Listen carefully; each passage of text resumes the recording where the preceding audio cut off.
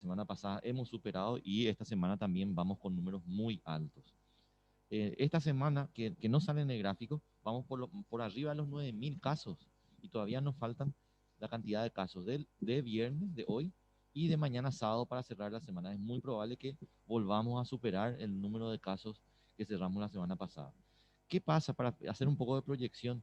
Generalmente, cuando los países entran en esta fase de aceleración y duplicación de casos, aumentaron 40 o un 50% por semana, este ritmo es de 2 a 3 semanas, luego puede ascender un 10% más, mantenerse en una meseta de 2 a 3 semanas, para luego, y esperemos todos, ir descendiendo. Ese es un poco el panorama que nos espera en las próximas 3 o 4 semanas en nuestro país. Siguiente. Otro elemento a tener en cuenta es dónde ocurre este aumento muy importante. Si nos fijamos en lo que está pasando en Central, que estuvo en una meseta muy importante, vemos que Central también presentó un aumento casi del 40%, un 36% en la última semana comparado con la otra que ya venía aumentando. Y en Capital sí llama la atención el disparo del número de casos, un 70% más de lo que fue la semana anterior, un ascenso muy importante a nivel de Capital, entendiendo que aquí tenemos información de todos los sectores, no solamente del sector público, también está el sector privado, IPS, la red de laboratorios del Sistema Nacional de Salud están informando un aumento del número de casos. Siguiente. Si vemos el resto del país, todo lo que es el eje centro-oeste, Alto Paraná, en una muy importante segunda ola, venía aumentando progresivamente, pero la semana pasada alcanzó casi 1.000 casos en una semana. También Caguazú, también Cordillera, y Guairá y Cazapá podemos decir que se encuentran en una meseta. Itapúa, que estuvo en sus números más altos entre los meses de enero y febrero, hoy estamos viendo que sigue superándose a sí mismo, alcanzando números muy similares que Alto Paraná, teniendo una población mucho menor. Así que Itapúa es un departamento que en líneas generales tiene un aumento muy importante en número de casos. Paraguarí también, en Ñembucú está un poco más estable, en otros departamentos también un poco más estable. Siguiente. Viendo lo que ocurre en la zona norte del país, San Pedro también está con números muy importantes, Concepción también en una meseta bastante alta, Amambay, Canindeyú también en meseta, y el resto del país en Presidente Ayes un ligero aumento. En el Chaco vemos una meseta importante. Siguiente. Hablando con lo que es fallecido, como lo había comentado en la primera diapositiva, la semana pasada superamos el número histórico de fallecidos por semana y esta semana vamos probablemente a volver a superar ese número. Siguiente. Y este es un gráfico, parece complejo, pero miren el fondo azul, ¿verdad? Cómo va ascendiendo a la mano derecha. Prácticamente se han duplicado en menos de un mes el número de ocupación de camas. Superamos las más de 1.500 camas ocupadas. En rojo abajo, también el número de terapias intensivas está en un histórico de ocupación muy alta. El número de camas en todo el Sistema Nacional de Salud, incluyendo privados, IPS, está funcionando a su máxima utilización. Eh, Esto es un poco es muy parecido a lo que está ocurriendo en los estados del Brasil aledaños a nuestro país, el estado de Paraná, los estados del sur de Brasil, están presentando como una segunda ola muy importante que se refleja o que refleja en nuestro país una dinámica muy similar. Hasta ahí mi parte, viceministro. Muchas gracias. Muchas gracias, Guillermo. Bueno, ahora le cedo la palabra al viceministro de Atención Integral a las Personas, el doctor Hernán Martínez, quien nos va a comentar cuál es la proyección de crecimiento de camas a nivel país. Muchas gracias. Buenos días para todos. Es importante en este momento destacar la gran solidaridad prácticamente de todos los estamentos que se relacionan con la salud. Hemos recibido ofrecimientos para ampliar camas prácticamente de todos los sectores de la Universidad Nacional de Asunción, Facultad de Medicina. Importante mencionar que en las reuniones de CODENA estamos analizando la posibilidad de habilitar uno de los centros castrenses que en un principio se había utilizado de albergue, que en este caso podríamos ver la posibilidad de aumentar camas en cooperación con el Ministerio de Defensa, o sea, personal de salud de las Fuerzas Armadas nos estarían ayudando para habilitar más camas, de tal manera a poder seguir brindando atención a los pacientes. Como ustedes saben, estamos en una situación bastante crítica, los hospitales prácticamente al tope, las terapias intensivas también así. De todos modos, se sigue trabajando. La directora de Servicios de Salud va a informar en detalles todo lo que se está habilitando en este momento.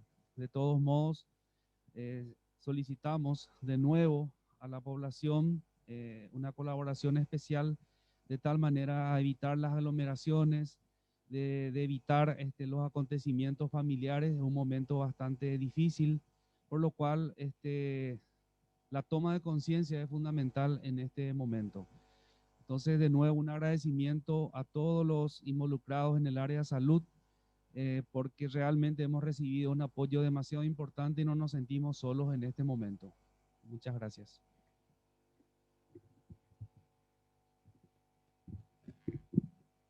Buenos días a todos. Gracias, viceministro. Bueno, eh, para poder dar un enfoque de cómo estamos actualmente, voy ahí creo que me escuchan mejor. Bueno, de las 655 camas que tenemos en el sector público y los hospitales integrados con el IPS, tenemos actualmente 655 camas ocupadas. La verdad es que estamos hablando de un 100% de ocupación a nivel central, a nivel capital y desde anoche a nivel país. Tenemos 92 camas que se habilitaron fuera de las salas de terapia intensiva, que son las llamadas salas de reanimación, que también están ocupadas en su 100%. Estamos en la fecha trabajando arduamente realmente para poder habilitar más camas de terapia intensiva y salas de internación y de reanimación. Este fin de semana vamos a tener más camas. En el Hospital Nacional, 16 camas de terapia intensiva están próximas a ser habilitadas. Están cerrando los trabajos. En Alto Paraná también, donde la afluencia de pacientes es mucha. Ayer se habilitaron 42 camas de internación y hoy ya amanecieron 30 camas ocupadas. Yo creo que esto es algo muy importante que tengamos en cuenta a la hora de salir, a la hora de cuidarnos. Por favor, que se mantengan las medidas de distanciamiento, el uso de tapabocas. Insistimos una vez más en los cuidados porque realmente estamos en una situación compleja. Gracias. Antes de cederle la palabra al doctor Derlis León, director general de Insumos Estratégicos, quiero resaltar lo que acaba de decir la doctora Leticia Pintos, que realmente es preocupante la ocupación de camas que estamos teniendo, y solamente recordarles a todos, recordar a la ciudadanía en general, que la batalla contra el COVID no se gana en los hospitales, sino que se gana en casa y se gana en las calles, tomando las medidas de prevención que comentó recién la doctora Leticia Pinto. El doctor Derlis León, si nos puede, por favor, comentar en qué situación nos encontramos con el tema de abastecimiento. Muy buenos días. Gracias por la oportunidad de poder comunicar esta situación en insumos estratégicos. En las últimas 4 semanas, hoy cerrando la cuarta, hemos trabajado sobre aquellos insumos y medicamentos que generan un impacto muy importante en el costo de los pacientes, y además que son elementos también más que importantes para el trabajo cotidiano de nuestros compañeros. Hemos garantizado esta provisión. En las últimas 4 semanas hemos inyectado al sistema de salud más de 250.000 unidades de midazolam y 150.000 unidades de atracurio. Estamos trabajando para prever y seguir utilizando todas las herramientas disponibles para garantizar la continuidad de la distribución en nuestros hospitales para nuestros pacientes. Tenemos la posibilidad de seguir utilizando herramientas y agradecer también la predisposición de las entidades como para facilitarnos esta situación y trabajar arduamente sobre aquellos ítems en los que tenemos discontinuidad, y lo estamos haciendo. Así que esperamos continuar con el mismo ritmo garantizando la provisión continua de los elementos esenciales para esta situación, entendiendo también que el consumo se ha triplicado o cuadruplicado en muchos de estos casos. Muchas gracias.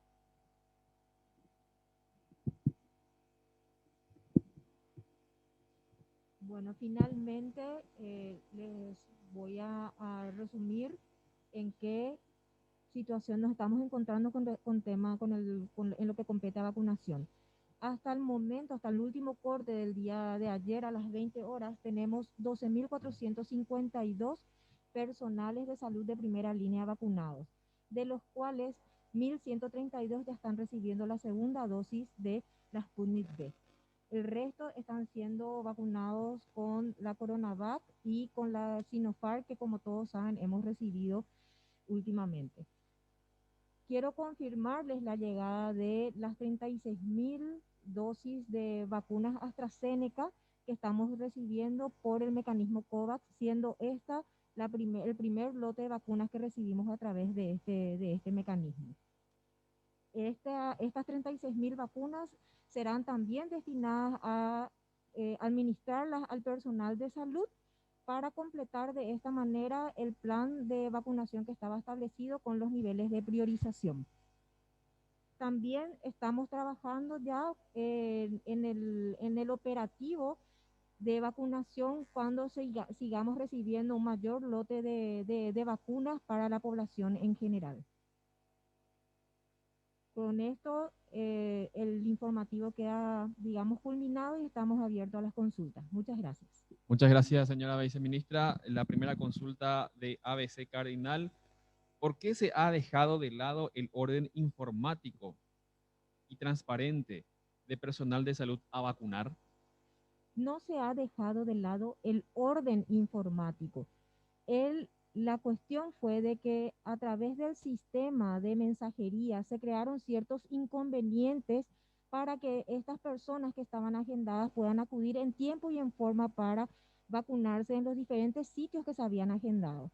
Entonces, se decidió también de que cada personal de salud sea vacunado en su establecimiento, en el establecimiento donde presta servicios, y aquellos establecimientos que no cuentan con vacunatorios serán reforzados con brigadas móviles para que los funcionarios puedan ser vacunados en sus establecimientos.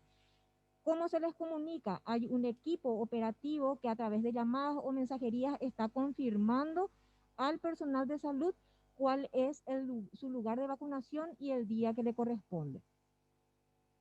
Segunda consulta. Si con apenas un par de miles de personas vacunadas tenemos graves denuncias de corrupción en aplicación, ¿cómo harán cuando lleguen en mayor volumen? Sí, estamos recibiendo todas aquellas denuncias que se hagan de manera responsable, están siendo analizadas e investigadas. Nosotros queremos que toda la ciudadanía inclusive sirva de contralor y recibir estas denuncias para poder investigarlas y de alguna manera nos ayuden a corregir esa situación. ¿Se ha confirmado la presencia de la cepa brasilera? No tenemos aún confirmación de la misma, estamos esperando los resultados que nos envíen desde el Brasil para poder, digamos, confirmar que la cepa circula en el Paraguay. Telefuturo. Desde la Cámara Paraguay-China denunciaron que habían ofrecido al gobierno 14 millones de dosis de China, pero que nada hicieron ante el ofrecimiento. Dicen que les pidieron formularios de solicitud de vacunas dirigidos al laboratorio productor, pero que por la negativa por parte de la Cancillería y el Ministerio de Salud a sus funcionarios impiden iniciar trámites. Dicen que están en punto muerto, sin datos, sin solicitud de compra. Es imposible generar los contratos y proforma de cotización desde el laboratorio Sinovac. ¿Qué responde el ministerio al respecto? Sí, no tenemos ninguna propuesta oficial y por escrito de la Cámara China. Sí han existido comunicaciones telefónicas, pero para que nosotros podamos dar una respuesta de manera oficial necesitamos contar con las documentaciones y la propuesta por escrito también, con los costos, plazos de entrega y todo aquello que nos sirva para tomar y analizar la situación. Diario Popular consulta, ¿qué saben de irregularidades en la aplicación de vacunas COVID también en Pedro Juan Caballero y Ciudad del Este? Sí, hemos recibido denuncias, sobre todo de Ciudad del Este, las cuales han sido investigadas y no han sido del todo confirmadas, pero todas aquellas, repito, denuncias que se realicen de manera responsable al Ministerio de Salud serán siempre analizadas e investigadas como para poder, digamos, solucionar la situación. Siguiendo la línea de esa respuesta, la consulta de Radio 1000 es: de comprobarse que personal que no es de primera línea se vacunó contra el COVID, ¿recibirán la segunda dosis o cuál sería el procedimiento?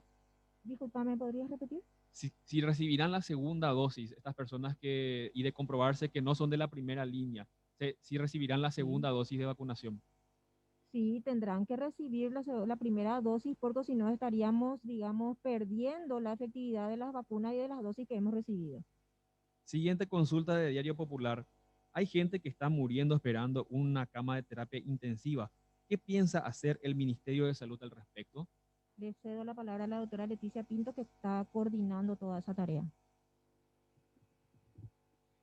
Bueno, para aclarar el punto, el Ministerio de Salud está haciendo el mayor esfuerzo posible para seguir habilitando camas de terapia intensiva, una reingeniería del personal médico y de enfermería, y con eso estamos trabajando para poder habilitar más camas de terapia intensiva en Alto Paraná sobre todo y en área central. Acá en área central tenemos en el Hospital Nacional y en el INGAVI próximamente.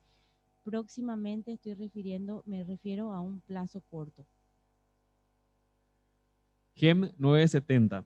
En relación al comunicado de ayer, ¿el sector privado va a poder importar las vacunas y vender tanto al Ministerio de Salud como en el privado? Como al público, perdón, el público en general. Sí. El comunicado de ayer precisamente lo que hacía era aclarar de que todos aquellos laboratorios que traigan las vacunas al Paraguay para hacer, tendrán que venderlas al Estado y para ello solamente requieren de la autorización de uso de emergencia. Una vez de que estas lleguen a ser, digamos, comercializadas para el sector privado, deberán de contar con el registro sanitario y cumplir con todos los requisitos que se requieran, valga la redundancia, para poder expedir dicho registro. Según las proyecciones de vacunación que tienen con la llegada de las cerca de 100.000 vacunas, ¿cuándo culminará la aplicación del personal de blanco y cuándo se habilitará el agendamiento a personas de riesgo? Sí, con estas 36.000 vacunas que lleguen, estaremos vacunando a prácticamente el 80-90% del personal de salud. Con las 64.000 vacunas que estaríamos recibiendo para fines de marzo, completaríamos el personal de salud e iniciaríamos el operativo de vacunación para el sector, para la población de riesgo que se encuentra en la etapa 1B. C9N. ¿Los distritos considerados zonas rojas se mantienen o hubo algún cambio? ¿Se aplicaron, por ejemplo, en las últimas horas? Sobre las zonas de riesgo, perdón, ¿cómo? Si se mantienen las zonas de riesgo o hubo un cambio, un aumento de zonas. Es importante fijarse en el mapa de riesgo que está en la página del Ministerio, está en la página de vigilancia, inclusive cualquier buscador pueden poner mapa de riesgo Paraguay y van a encontrar. Esto se actualiza generalmente los domingos, lunes, temprano, va a estar la página actualizada y vamos a ver la situación epidemiológica de los últimos 14 días de los municipios. Podemos ver por departamento, podemos ver por municipio. Hasta la fecha no hay cambios, ¿sí? La lista de municipios que está en el decreto es la misma que está en la página del Ministerio de Salud. Así que esa es una herramienta.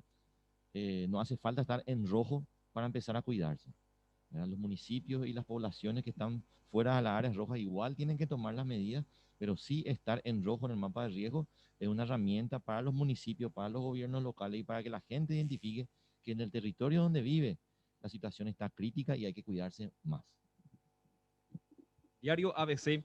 Acorde a lo indicado por la doctora Gamarra, ¿por qué el sector público, si llega a conseguir vacunas, debe guardar en depósitos mientras obtenga el registro sanitario, mientras Salud se apropia de las dosis cedidas y ya iniciaron vacunación? existe una condición por los mismos laboratorios de que todas las vacunas deben de ser para los estados. Entonces, es por ello, no es que nos apropiamos, sino que son condiciones mismas de los laboratorios que las vacunas que sean exportadas deben de llegar ahí y ser utilizadas por cada uno de los estados a donde vayan estas vacunas. No es una condición que pone el Ministerio de Salud, sino que es algo que está establecido por los mismos fabricantes.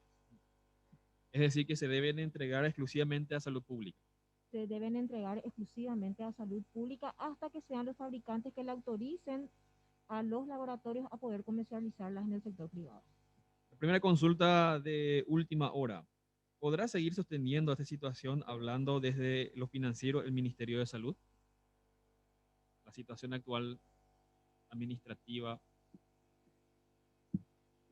Estamos haciendo todo el esfuerzo posible para poder dar respuesta a la ciudadanía, aún incluyendo con las limitaciones presupuestarias. Es por eso que quiero resaltar lo que mencionó el viceministro Hernán Martínez, de que no nos sentimos solos y estamos dando respuesta también gracias a las diferentes alianzas y cooperaciones que estamos recibiendo de otros sectores.